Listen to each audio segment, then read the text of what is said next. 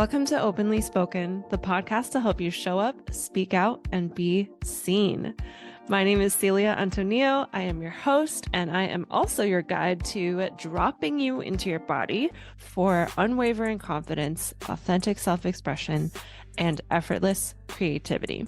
And this podcast is a mix of solo and guest conversations all about self-love, relationships, sexuality, spirituality, womanhood, divine feminine energy, and more. My wish for these conversations is that they help you step into loving and accepting all parts of you, that these conversations help you in building a life that you're absolutely in love with, and that these conversations help you express your deepest truth. You can always connect with me over on Instagram at self-express-babe, where I would love to hear your thoughts on your favorite episodes and keep these conversations going. I invite you to get cozy as you receive this episode that's about to come through, that you stay curious, that you ask questions, that you take what resonates, and that you, of course, leave out what doesn't. Thank you so much for being here. Now let's get into the episode.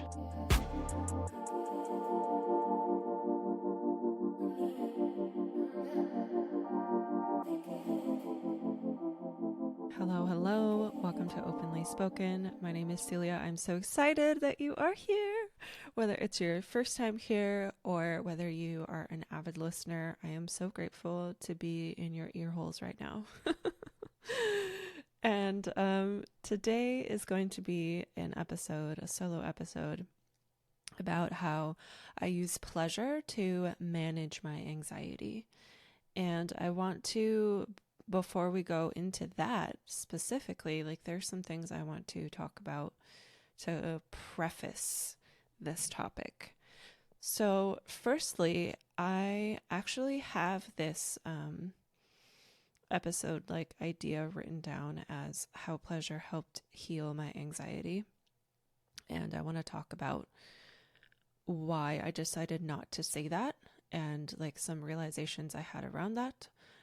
And it's super short. It's just really that anxiety is an emotion that we all have, and it is a valid emotion. It is your body telling you that something needs to shift here. I'm not okay. I have needs that aren't being met. That's what anxiety is. Or it's I'm stuck in these thought loops that are not serving me. That's what anxiety is, and it's not something to label as bad, which is why I didn't want to write that I healed my anxiety through pleasure, because anxiety is not a bad thing to fix.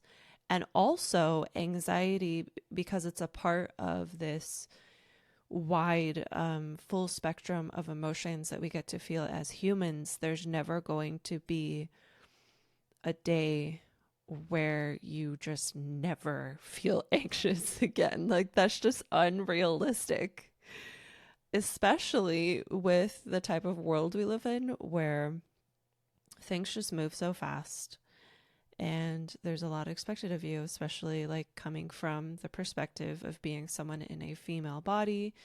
There is a lot pushed on us as far as how we're supposed to look, how we're supposed to be able to do all the things and play all these different roles and juggle everything. And yeah, so a few things there is just normalizing that anxiety is normal. It's not something to be healed or fixed. Normalizing that anxiety is an emotion, and that anxiety is a valid emotion, and all of our human emotions are sacred and divine, because they're our bodies. In my opinion, they are our bodies communicating to us. Emotions are our bodies communicating to us. And we need to, the kind of a thing that I would love to see society at large, or the collective, do is come to a place where we can make peace with all of the emotions, and move away from this thing that's high vibes only, and just seeing things like positivity or calmness or happiness as good, because when we do that, we run away from emotions like anxiety or like fear or like pain. And the more time you take running away from pieces of you that you feel, because those pieces that you feel, that's like your inner truth. You know, these things are true. The more you run away from your truth, the more you have these parts of yourself that are not allowed to be loved, firstly by yourself internally, and then because of that, they're not allowed to be loved by the people around you because you're not showing them, you're holding them in. And that just leads to a life of no intimacy and no connection, no alignment. And so the further we can go into this space of like letting things be expressed and giving all of our parts, all of our emotions and sensations and feelings a seat at the table, and, you know, doing this internally first and foremost, the more we can discover who we really are. And that's been a huge journey for me. I remember growing up, I would always be very annoyed by people who would say, like, as advice to find friends or find someone to date, I would always get really annoyed at the advice of like, oh, just be yourself. Because I'm like, I don't know who that is. And now what I like realize about that is like there were so many emotions and even like interests of mine that I was like suppressing in order to be a good girl, in order to be cool. And like the more you suppress things that are true for you, the further away you get from knowing who you really are. And so making peace with your anxiety is going to be very life-changing. Making peace with any emotion is going to be life-changing. And yeah, so that's something I wanted to preface. I also wanted to preface that this title of this episode is called How am I titling it? I haven't even written it down, like typed it up anywhere. I'm just doing the initial recording right now, but how pleasure has helped me manage my anxiety. I think that's how I'm going to title it. And I just want to make a note that pleasure, usually people will associate pleasure with sexuality for some reason. And while sexuality, yes, is a part of pleasure, it's not all that there is.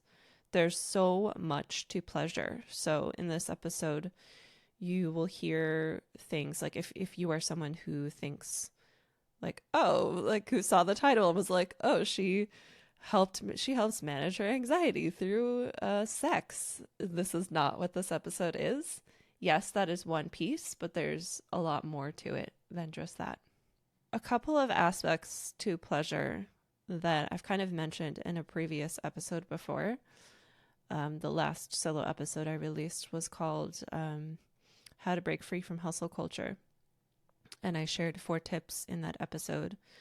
And in my opinion, from my perspective, all of these tips are tips that are in the realm of pleasure. And I said in that episode, I said gratitude, rest, play, and making your own rules. And within each of those, I went into more detail about what I actually mean by how you can practice gratitude in a way that will help you break free from hustle culture. So I won't get into those here, but I will say that doing something like practicing gratitude on purpose, that is a pleasure practice because you are on purposely finding things in your life that you can feel grateful for. And when you allow yourself to really invite those feelings of gratitude and the sensations of gratitude in your body, it feels really good. And it might be very hard at first.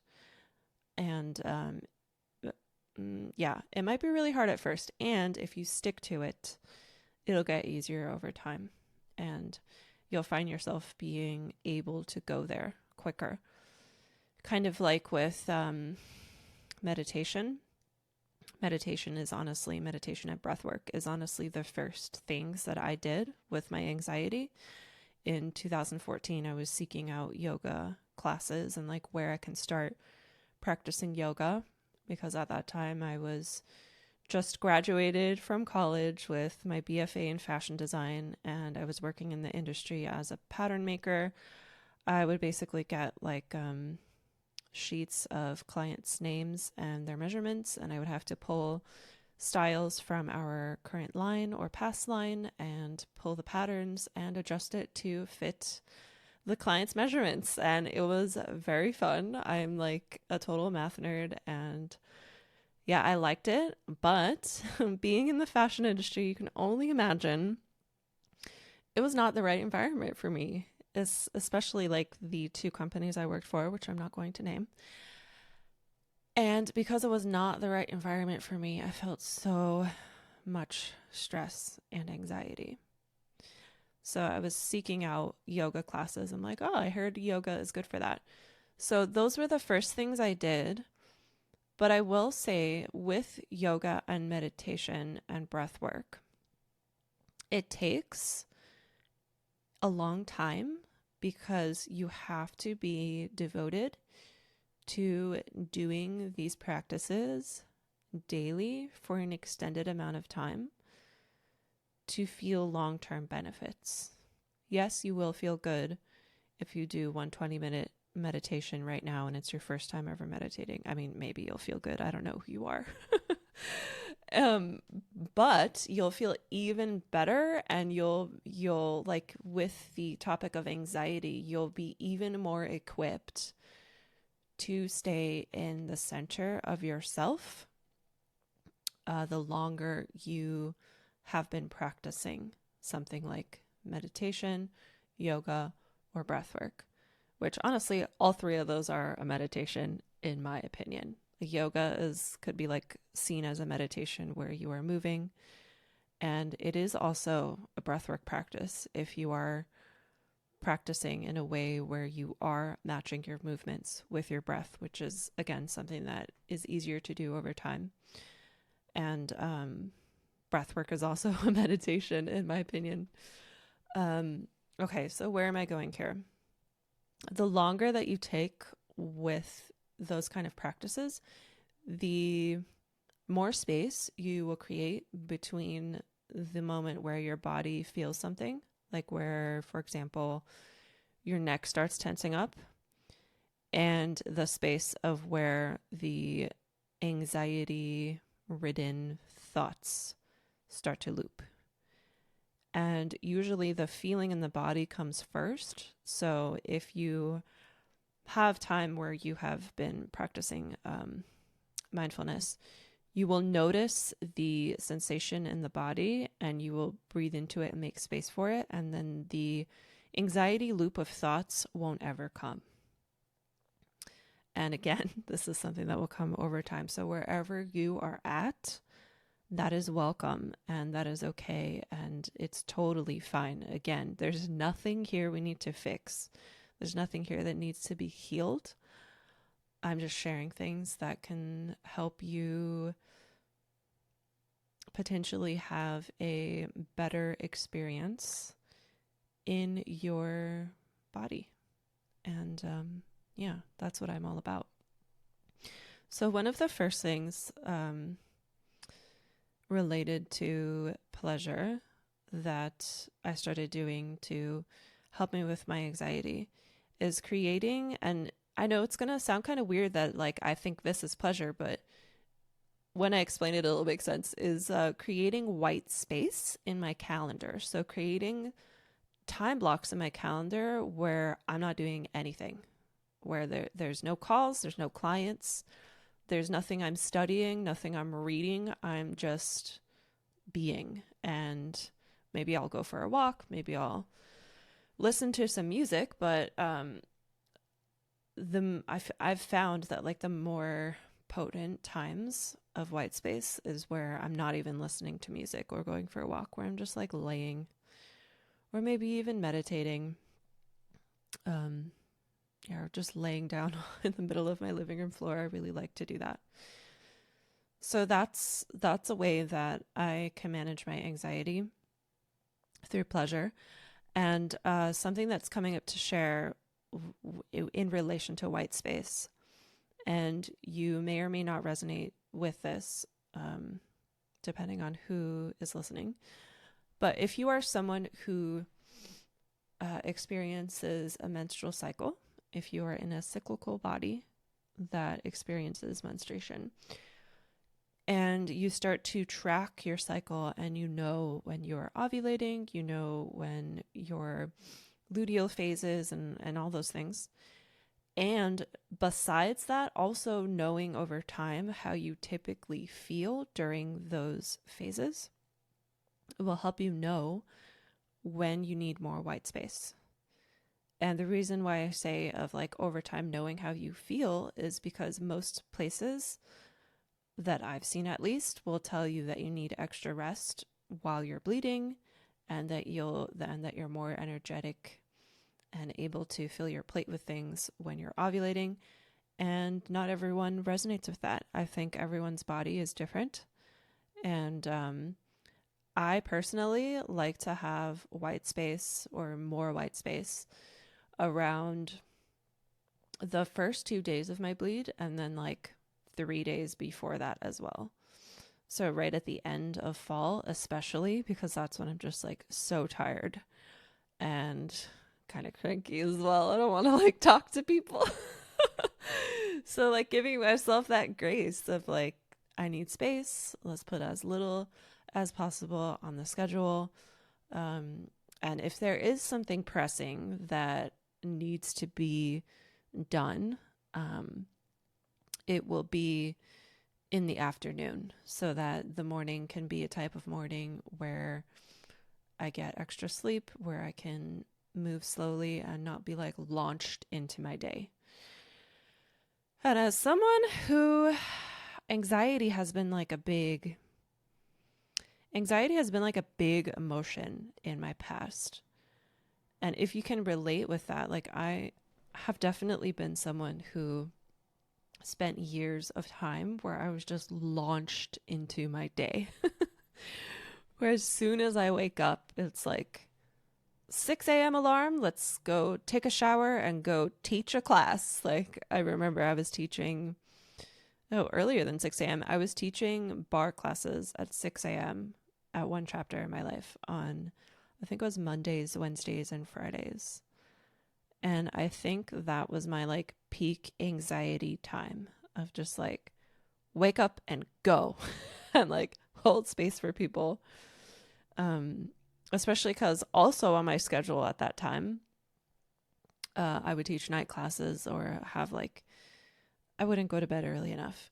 So tied in with this tip of like white space is also setting boundaries and knowing what things to say no to, and knowing like, I would say maybe like putting yourself first on your calendar and choosing your availability for external things before you find out the availability of other people that could be involved, and scheduling things from there, like stepping out of this people pleaser kind of behavior where you decide to take something at a super early time because someone else is on a different time zone. And I mean, yes, there can be grace, of course, especially, with those of us who experience anxiety. Sometimes the anxiety comes from putting such rigid rules on ourselves. And that's something that, is helpful to be aware of, because if you're like, I will never take calls before 12 p.m. and there is a day where you have more energy and there's someone that you want to hang out with or a client you want to have, there needs to be that space of being able to shift things. And that could be hard to do if you are someone who is in the self-development space, because things like routines and having the same morning routine, and there's just like, the self-development space is such a space that it's a space I've been in since 2013, and it's a space that, from my perspective at least, is very, what's the right word? Like forceful and kind of like masculine. And it's very like, just power on through, just hustle through, just no matter what you feel, just go, go, go. So yeah, giving yourself that grace to break your own rules. Okay, so back to our topic of how pleasure has helped me with anxiety. So I would say another thing that like deepened this layer of leaning into pleasure that really helped me manage my anxiety is doing embodiment practices. And I've shared about embodiment practices in previous episodes, I think. And the basic first embodiment practices I was doing is just playing a song and just moving intuitively, but making sure that when I was moving intuitively, I was moving my hips a lot. I was breathing deep. And as I was exhaling, I would let out sound, let out sighs, let out any type of sound that wants to be let out. And like just really like enjoying that. And that kind of a breath of just like letting out a big sigh became something that I like do randomly throughout my day. And it's really helpful for me because I tend to hold a lot of my tension, stress, anxiety in my neck and upper back. And something about sighing and having that vibration come through in the throat space like really helps relax those muscles and just feels very releasing to me. So that's another way. And what was the next thing from there? The next thing from there was, I don't have any notes, so I'm just kind of like filing through my mind. I think the next thing from there was just being introduced to pleasure practices in a way where, first of all, like I had never before this time, like this was, I think I was introduced to this in 2021. Before 2021, I had never heard anyone refer to masturbation as a pleasure practice. And when it was presented to me as a pleasure practice, like just something about using those words made it feel more sacred, more intentional, and more like, okay, we are going to set our space. We are going to take our time to tickle all 5 of our senses. And that's a really big piece of pleasure, is really indulging in all your senses. So with a pleasure practice, it would be, first off, very slowed down, where I'm breathing deeply into my body, one hand on my heart, one hand on my belly, and just taking a few moments to breathe and to ground before doing anything.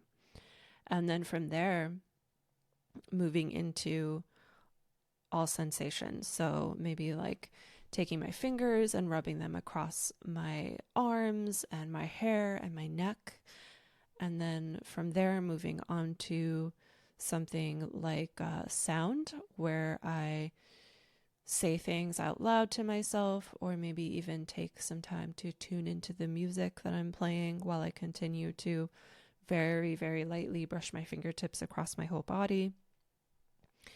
And then if my eyes aren't opened already, I will use the sense of sight by just like, looking at every part of my body and like beaming love to the parts of my body. So as I'm talking, I'm just like looking at my toes that are propped up on my chair. On my desk, because I'm not recording video right now. So this is like my favorite way to record solo episodes, is just not having the video on and just have my feet up on my desk and be super relaxed. And so I would just like look at my toes and beam love to the toes, then move all the way up the body. looking at the ankles and moving all the way up. And then from there, using something like smell. And I have this like oil that I like to use, and just taking time to smell the oil. At this time in 2021, I was still using candles and incense. I, for my own personal reasons, don't use candles or incense anymore because I came across someone who's a toxicologist who kind of ruined it for me, which I'm like grateful for, but I'm also like, so yeah, I've kind of swapped out my previous candle and incense, kind of like, that was like my little gift I would buy for myself sometimes. And now I do flowers instead, because flowers have scent, but it's not a toxic incense thing that you're burning into your nose. So yeah, really indulging in scent, and again, checking in the whole time that I'm moving slow, that I'm breathing, that I'm present, that I'm in my body rather than in my head fantasizing.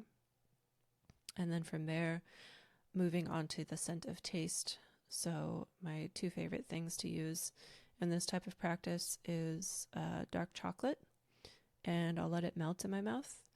And my other favorite thing to use is blueberries, because they're just like little bursts of flavor. And yeah, eating a blueberry just like very, very, very slow. And yeah, something like that. Like, you don't even have to take your clothes off to have a practice like that, and it can help you so much with your anxiety. Just anything that you can do that can help you really tune in to your body, because the thing about anxiety is like we're usually tightening parts of our body, or we're trapped in our head and there are all these thoughts kind of like running the show. But when we can slow down and relax, and besides like relaxing parts of our body, like just bringing awareness to, maybe, like, again, to use the example of being tight in the neck, like just bringing awareness that your neck is tight and being like, that's okay. Like, welcome, you're allowed to be here. And honestly, doing something like that was a huge pivotal moment for me.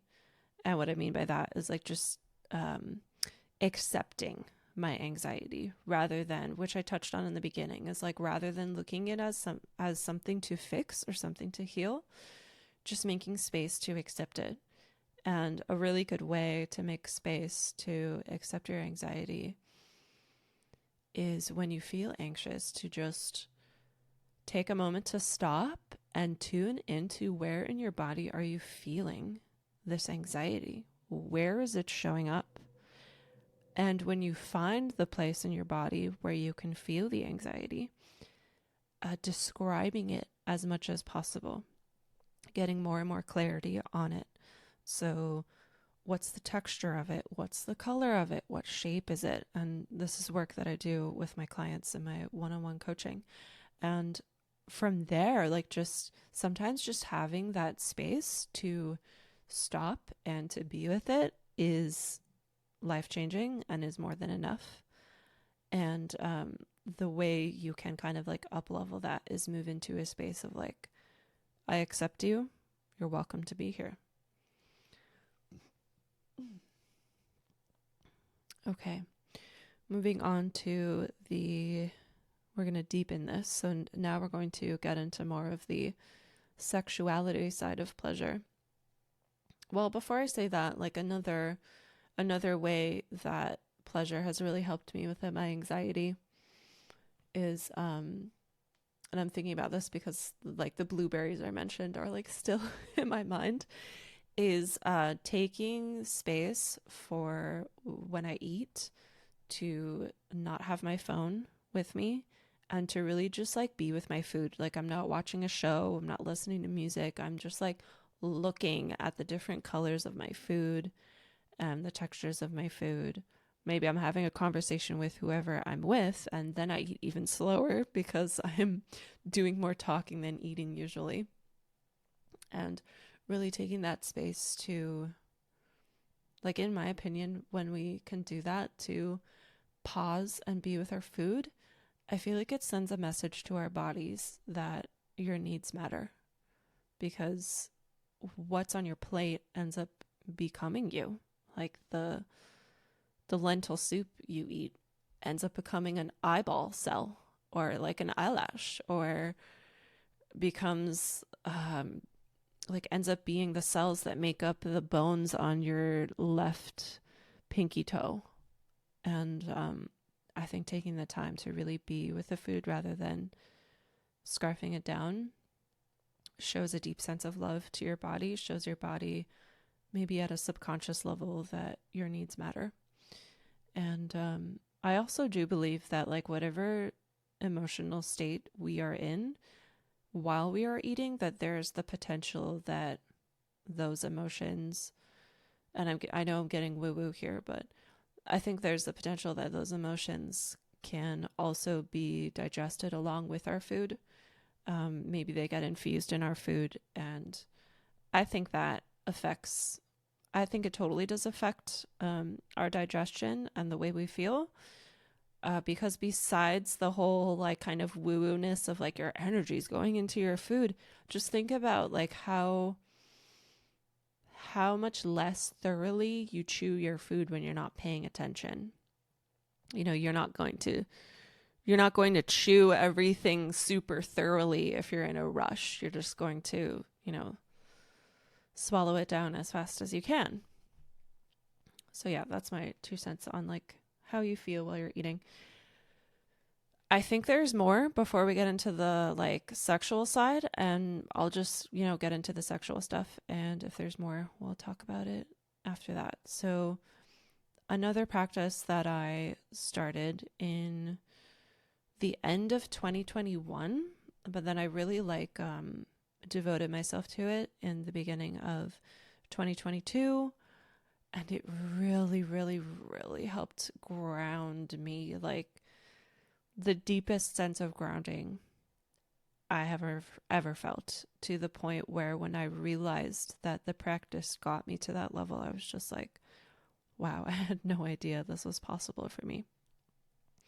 And I know that this is a tool and a practice that can be a little controversial, besides the fact that it's a sexual practice, but I've also seen some like articles where people don't have good opinions on it, but it's worked for me. It's worked for many other women that I've connected with, and it's having a Yoni egg practice.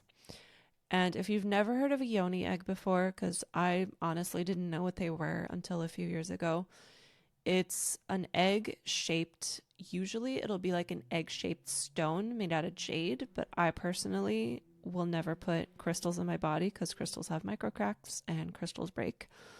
And yeah, those are my thoughts on putting crystals in your body. I have more thoughts on that. I'm just holding myself back. That might be a future episode or post.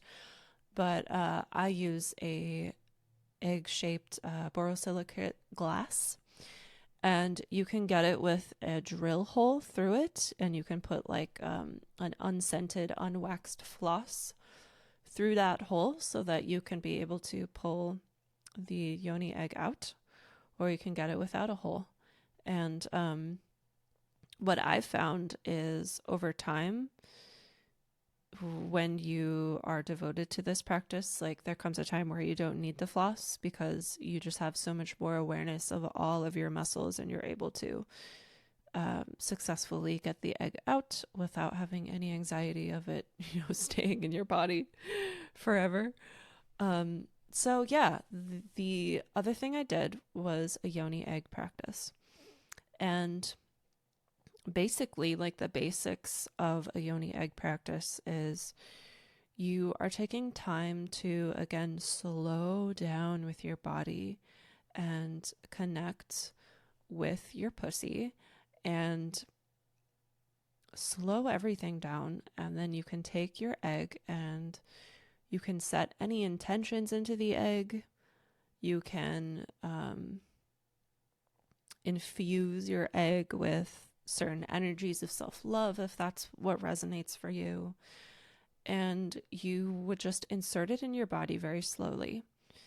And then you can do various different things. Like, honestly, if this is something you want to learn more about, this podcast is not here to teach you how to do that, but I just want to give a little idea so you know what I was doing.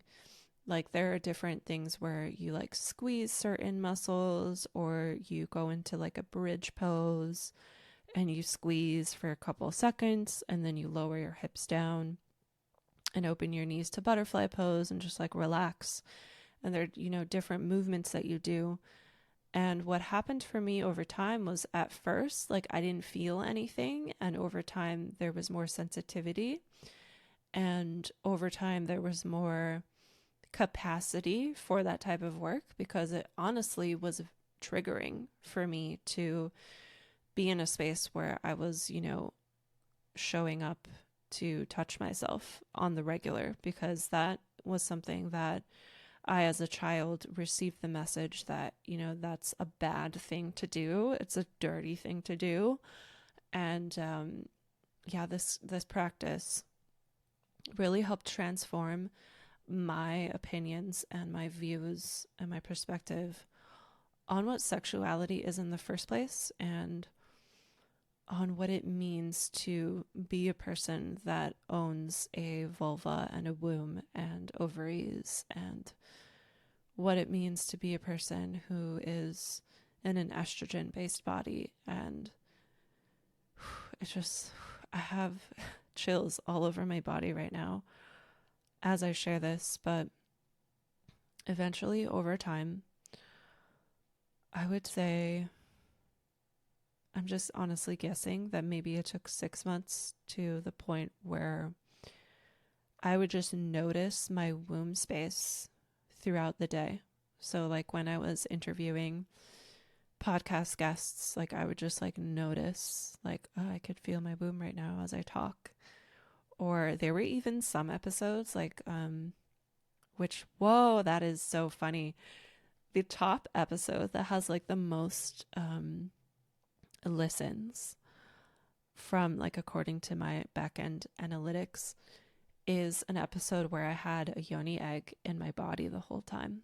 And having it in my body, like, was that extra awareness of like, hey, here's your womb.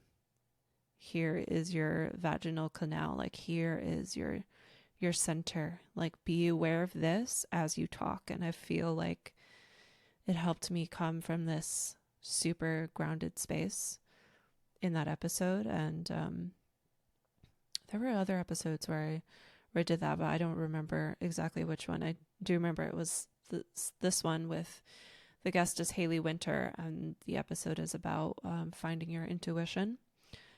And yeah, I just think it's funny that an episode where I was wearing a Yoni egg in my body is one of the highest listened to so far as of the time of this recording. It is August 21st, 2023, for those of you that are in the future. So, from there, from doing the Yoni egg practices, it opened me up to doing more pleasure practices with things that are bigger than a Yoni egg, and just like continuing to prioritize time with myself where I could sensually connect with my body, where I could be my own lover.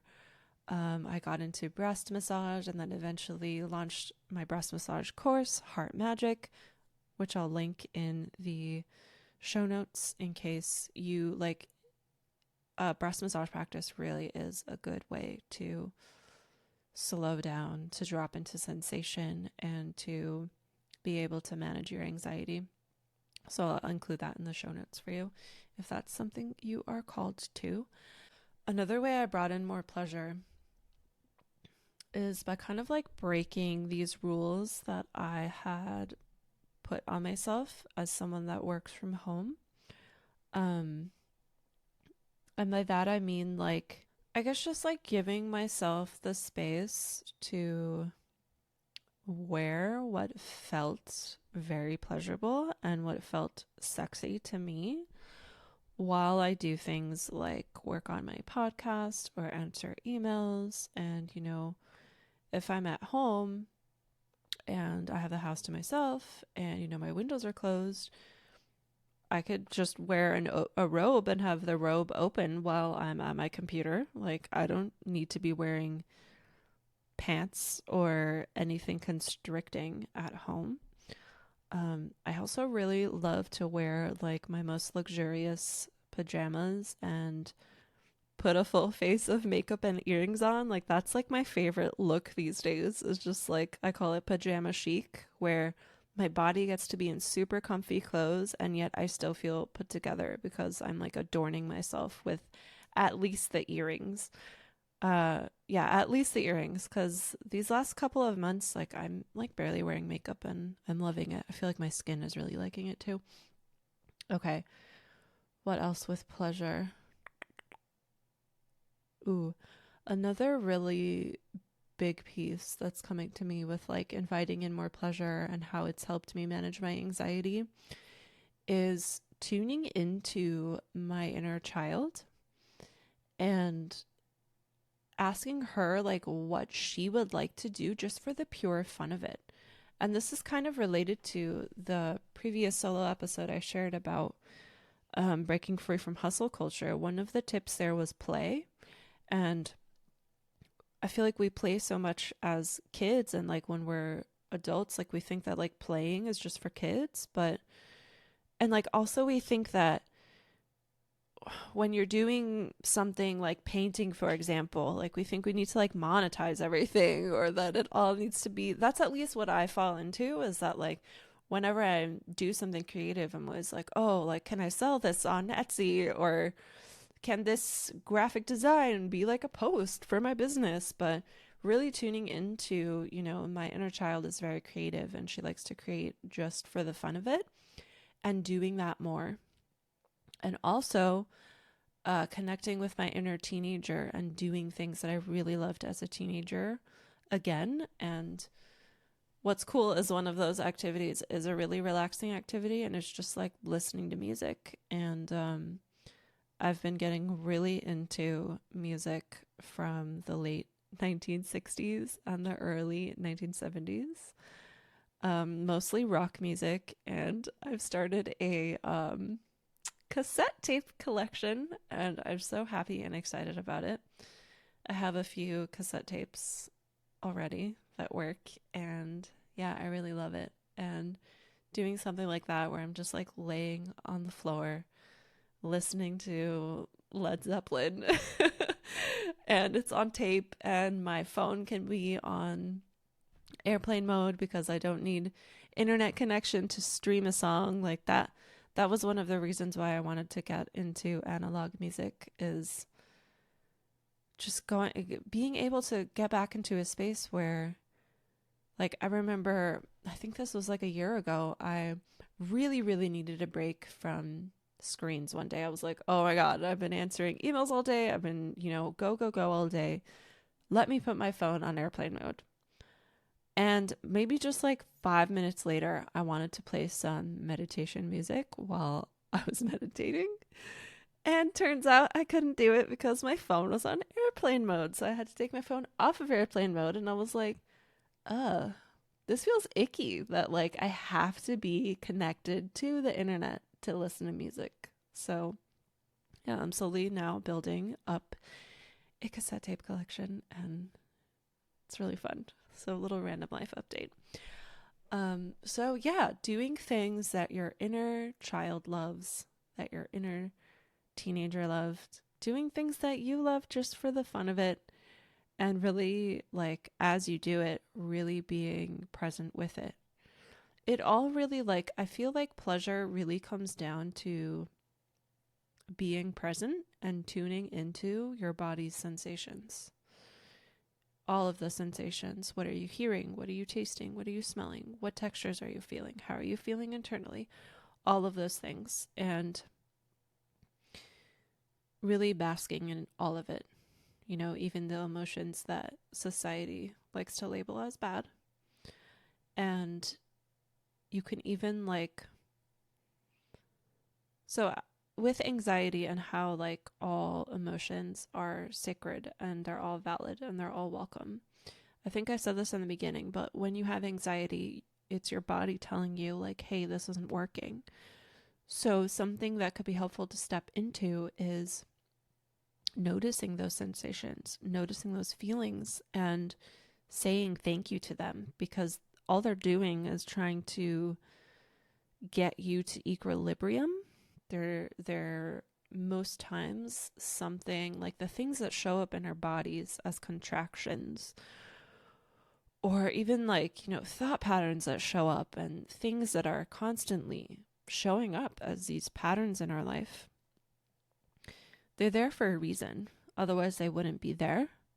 And most oftentimes, they are there because in the past, they served you. They kept you safe in some way. And they were just trying to get you what you wanted at the time. And maybe now, that tactic or way of being is actually not helping you get what you want. So maybe it's time to direct that energy somewhere else. And again, really prefacing that there's nothing here to be fixed or healed. Like a lot comes from noticing the anxiety and allowing it space to be. Like, and I know that can like be probably annoying advice sometimes, especially when if you're having a really, really hard time, please see a mental health professional. Please go get help, because that is valid too. And that is sacred too. Like sometimes we need those interventions. Sometimes some of us need medications. Like there's so many resources out here these days for managing our anxiety that people in, for example, the generation of music I've been listening to lately, the late 1960s, they did not have this many resources available to this many people. Because yes, I know there are some, things that we practice for anxiety that are ancient practices, but because of the state of the world now, where ideas are spreading faster than ever, more people know about it, more people have access to it. You could look up a meditation on YouTube right now and do one for free. You could look up a sound bath right now on YouTube and do it for free. And we are it's just such an abundant time to live in, and we're just so lucky. And I feel like now I'm ranting and getting off topic, and I feel complete with everything I've shared. And I want to say thank you again for being here. I hope you enjoyed this episode of how pleasure has helped me manage my anxiety, and I will see you in the next one. Okay, bye.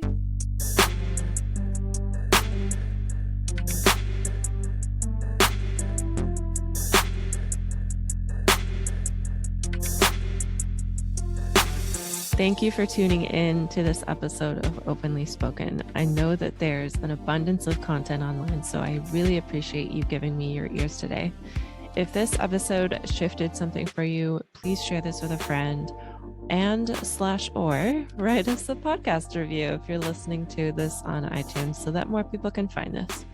If anything shifted for you from this episode that you want to have a conversation about, I would love to hear from you. Just send me a DM over on Instagram at selfexpressbabe, and that is in the show notes. Thanks again for tuning in, and I'll see you next time.